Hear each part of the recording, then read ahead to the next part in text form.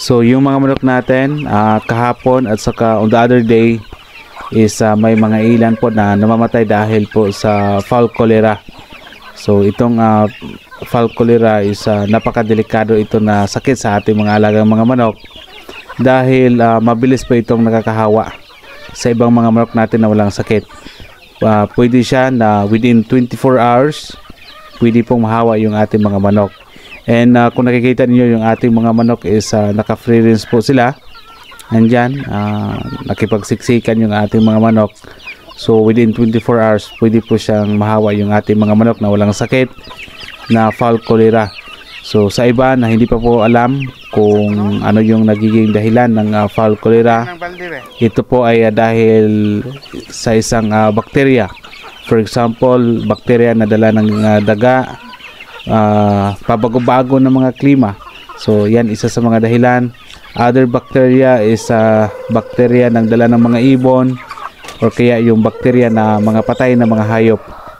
So isa yan sa mga dahilan ng fowl cholera. So kung makita natin yung kanilang physical appearance, yung mga manok na merong fowl cholera, medyo namumutla yung ating mga manok. Tapos kung hawakan po natin sila, malaman natin sa kanilang katawan na medyo sobrang init na kung saan kakaiba po sila sa mga manok na healthy na manok na walang sakit.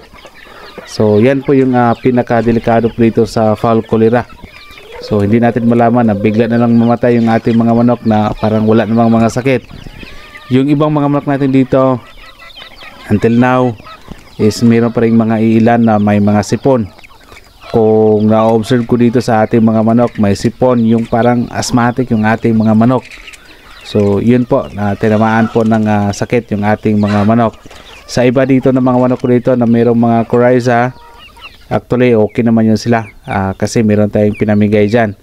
So may ilan dito na nawala na po yung mga sipon, but as in marami yung ating mga manok. So may ilan dito may mga sipon or parang mga asthmatic na mga manok.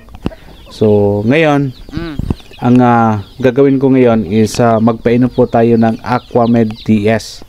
So itong Aquamed TS medyo halos hindi tayo gumagamit nito, pero ito pinakamura at pinakamabisa itong Aquamed TS. So hindi ako madalas na gumagamit ng Aquamed TS dito sa ating mga manok dahil medyo malayo po ito dito sa lugar po namin.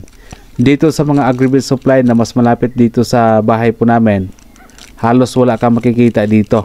Even nung pumunta ako doon sa Mindanao, naghahanap po ako ng ganito, wala tayong mabibili po nito na Aquamed TS. Dito po sa probinsya namin dito sa Cebu, bali isa lang po talaga yung tindahan na nagbibinta po nitong Aquamed TS. I don't know kung ano yung mga dahilan kung bakit wala ito kadalasan sa mga agri-based supply. Kung mag-inquire po tayo ng ganitong klase ng antibacterial, antibiotic. But ito is a proven anticid na po ito siya na kaya po niyang gamutin po yung may mga fowl cholera tulad sa ating mga manok na mayroong sakit, mga sipon na parang yung mga manok natin na asthmatic, even coryza, kaya po nitong gagamutin po sa Aquamed TS. Coccidiosis, salmonellosis, avian malaria, yung ano pang ibang sakit, mga colibacillosis, fluorum disease, kaya po nitong gamutin itong Aquamed TS. So ang hirap maghanap dito, gusto kong bumili nito online, even sa Lazada wala akong nakikita na mayroong nagbibinta po nitong Aquamed TS. Ang Aquamed TS is antibacterial. Kung i-compare natin sa presyo ng iba, medyo mas mura siya kasi ito 20 pesos lang to. Sa iba na mga antibiotic na ginagamit natin, magkano? That's 35 or 36 pesos. So mahal po siya.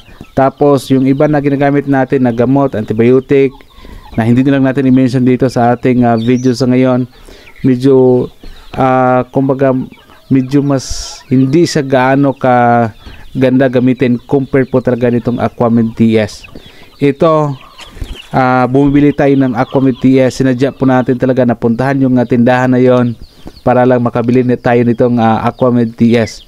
Is about mga 25 kilometers away galing po dito sa bahay po namin. Ito lang po talaga yung sadya ko para bumili ng Aquamed TS. Nakalimutan ko na kung anong pangalan ng tindahan na yon. Basta hindi ko na lang tinitingnan anong pangalan, pero ito napakamura, is 20 pesos pero napaka-effective. Kaya about sa video natin ngayon, pinakamura at mabisang gamot para sa foul cholera, ito yung Aquamed TS.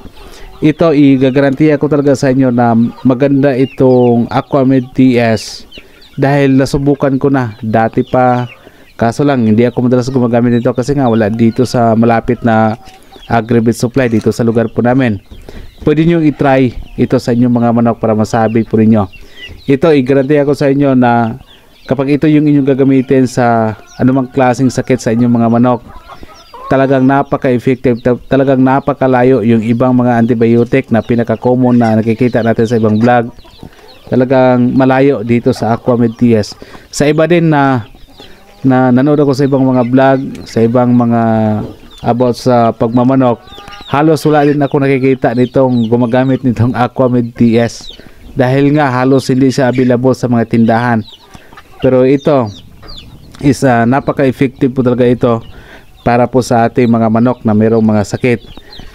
Pwede nyo i-try pero dapat gamitin nyo ito yung tamang doses. Kasi halimbawa yung doses nito kailangan continuous yung pagpainom po natin sa ating mga manok up to 5 to 7 days. Pero kung sa inyo halimbawa pinainom nyo lang ng isang beses pag umaga, walang epekto, so hindi po siya ganon. Dapat continuous yung pagbigay natin ito up to 5 to 7 days at saka yung tamang dosage ang pagbibigay po natin ng Aquamed TS. So actually pag okay ito, actually pwede nyong balikan itong video po natin na maganda po itong gamitin. Pero kaso nga lang, ang problema nito, halos wala itong nagbibenta sa mga Agri-Vet supply. So tulad nga yung sinabi ko kanina, naghanap ako nito online, halos wala din ako nakikita. So iwan ko lang kung bakit wala ito sa mga Agri-Vet supply. Subok po itong Aquamed TS. So sa sinabi ko nga kanina na medyo sa iba na mga antibacterial, napakalayo po nito. Ito talaga pinaka maganda.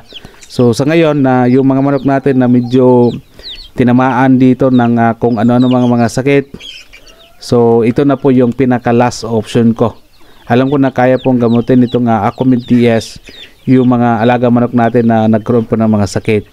And disclaimer by the way, ako naman po ay hindi po tayo isang veterinarian at hindi din po tayo isang agriculturist po. So all the videos na in-upload po namin dito sa aming channel ay base lamang po yan sa aming mga personal experience. So about naman sa video na ngayon na ginagamit po natin na product, the Aquamed TS, by the way, hindi po ako nag-endorse, hindi din po ako nag-promote sa ganito na antibacterial, antibiotic. Sa akin lang is to share sa inyo if mayroong mga worse na mga sakit yung ating mga manok. Ito talaga ang pinaka the best option, itong paggamit ng Aquamed TS.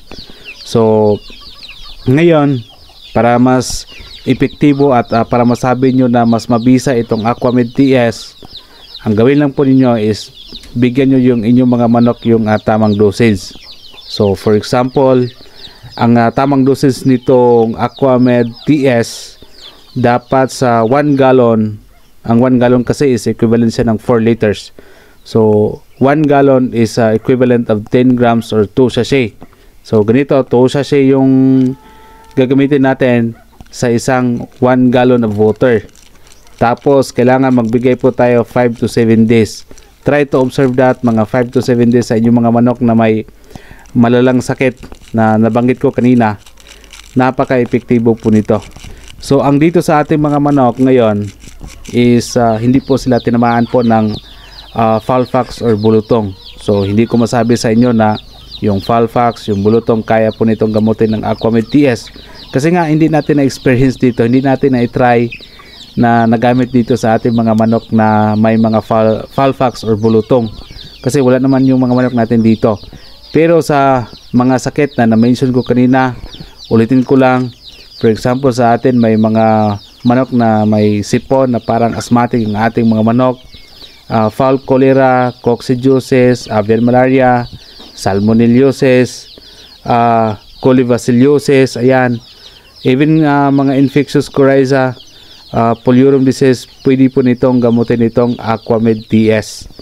So actually pag maganda yung resulta ng inyong ng inyong mga manok sa pagpainom ng Aquamed DS, so pwede nyong balikan itong video ko po dito. So ito for all ages ng ating mga manok. Pwede ito mga sisiw, may mga 1 month old or mga may edad na mga manok, as long as may ganong klaseng sakit. The best option ito yung Aquamed DS. So try na lang na mag-inquire kayo dyan sa inyong mga agri-feed supply, baka sakali merong available po dito. Pero ako sa Mindanao, kasi galing tayo ng Cagandero City, naghanap talaga ako sa mga agri-feed supply tulad ng ganito. Halos wala akong mabibili.